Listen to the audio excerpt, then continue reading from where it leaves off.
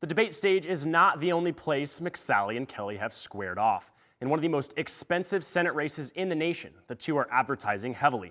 But McSally has only recently started advertising on Spanish-language TV stations, as Cronkite News reporter Mythili Gubbi reports from our Washington bureau. Arizona Senator Martha McSally ran her first Spanish-language TV ads at the end of September, 2 months and hundreds of $1,000s behind her Democratic challenger, Mark Kelly.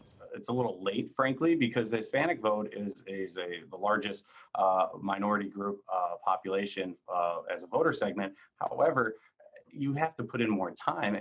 Despite the late TV start, the McSally campaign says it has been doing vigorous outreach to Hispanics, running ads on digital platforms and calling voters in Spanish, attending events with Hispanic religious groups and business leaders, and winning the endorsement of a group of Hispanic faith leaders.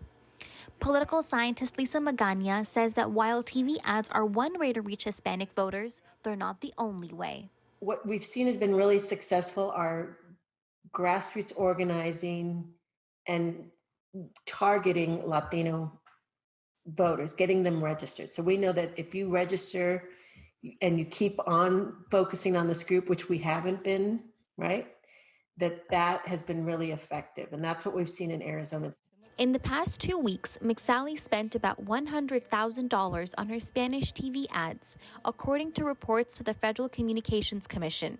But Kelly has spent almost $500,000 since July for ads on Univision and Telemundo stations across the state. Part of the reason could be that Kelly has raised millions more than McSally and has millions more to spend. Definitely has a lot less resources than Mark Kelly, which is interesting because here in traditionally Republican Arizona, to see a Democrat not only out raising and spending the incumbent Republican, but significantly outraising and outspending her. McSally's Spanish ad makes the same pitch to voters as her English ads, about supporting small businesses during the pandemic and criticizing Kelly as dangerous for Arizona. Kelly's Spanish-language ads talk about a path to citizenship for dreamers, support for small businesses, encouraging people to vote, and the need for independent leadership in Washington.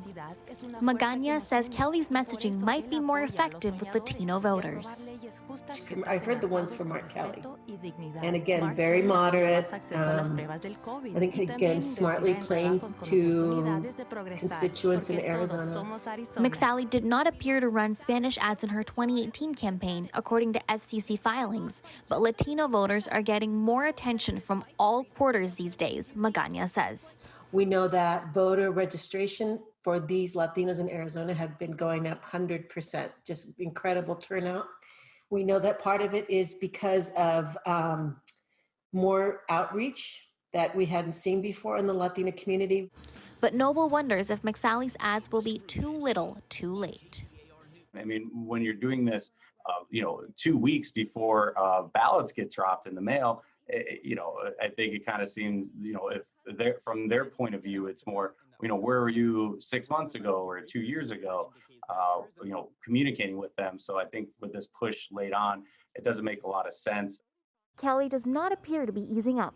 Between now and the election, FCC filings show his campaign has ordered as much as $100,000 of Spanish TV ads on Univision. In Washington, Mythili Gubbi, Cronkite News.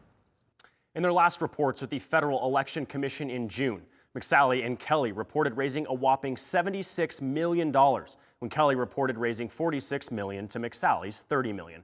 And those numbers will go up this week when new campaign numbers are expected to be out.